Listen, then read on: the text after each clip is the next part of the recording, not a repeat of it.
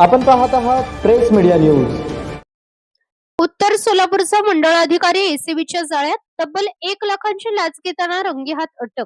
उत्तर सोलापूर तहसील कार्यालयातील मंडळ अधिकारी विजय कुमार माने यांना लाचलुचपत प्रतिबंधक विभागाने तब्बल 1 लाख रुपयांची लाच स्वीकारताना रंगेहात अटक केली आहे। या कारवाईमुळे महसूल विभागात मोठी खळबळ उडाली आहे।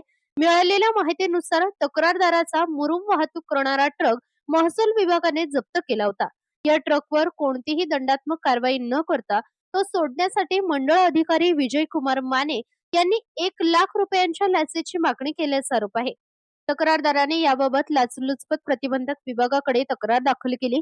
तक्रारीची पडताळणी केल्यानंतर एसीबीने सापळा रचला।